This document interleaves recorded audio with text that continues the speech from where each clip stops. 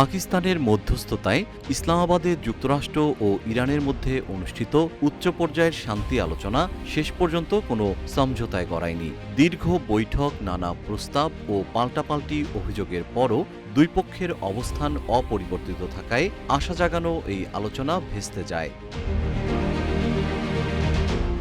ভূরাজনৈতিক বিশ্লেষকরা বলছেন, আলোচনার মূল পরিবেশ নষ্ট করেছে লেবাননে ইসরায়েলি বাহিনীর সাম্প্রতিক ভয়াবহ হামলা। ইরান সরাসরি অভিযোগ করেছে, যখন একটি দেশ শান্তি আলোচনা করছে তখন তাদের মিত্রদের উপর মার্কিন মদতপুষ্ট হামলা কোনোভাবেই মেনে নেওয়া যায় না। তেহরানের মতে, এক হাতে যুদ্ধের অস্ত্র আর অন্য হাতে শান্তির প্রস্তাব, এই দ্বিচারিতা চুক্তিটিকে অসম্ভব করে তুলেছে।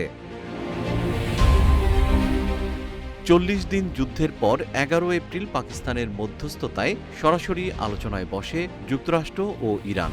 ২১ ঘণ্টা আলোচনায় কোনো সমঝোতা না হওয়ার পর দুই দেশের প্রতিনিধিরাই ইসলামাবাদ ছেড়ে নিজ নিজ দেশে চলে যান।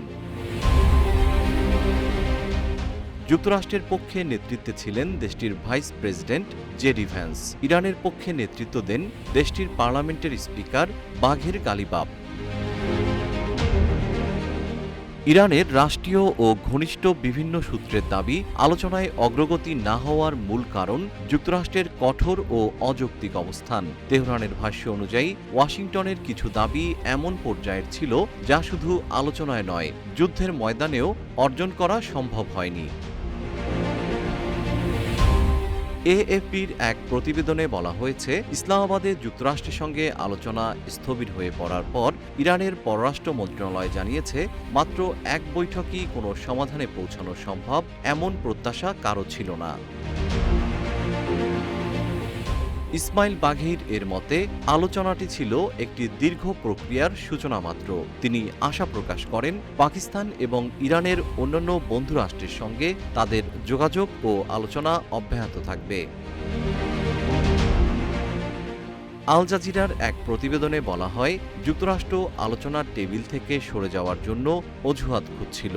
যুদ্ধ পরিস্থিতিতে লক্ষ্য পূরণে ব্যর্থ হওয়ায় কূটনৈতিক প্রক্রিয়ার মাধ্যমে ইরানকে অতিরিক্ত চাপ সৃষ্টি করার চেষ্টা করছিল ওয়াশিংটন। ফার্স নিউজ জানায়, হরমুজ প্রণালী, ইরানের শান্তিপূর্ণ পারমাণবিক কর্মসূচি ও আঞ্চলিক নিরাপত্তা সংক্রান্ত বেশ কিছু বিষয়ে যুক্তরাষ্ট্রের দাবিগুলো ছিল অতিমাত্রায় উচ্চাভিলাষী, যা তেহরান মেনে নেয়নি। জিএম শিহাব, রূপালী বাংলাদেশ।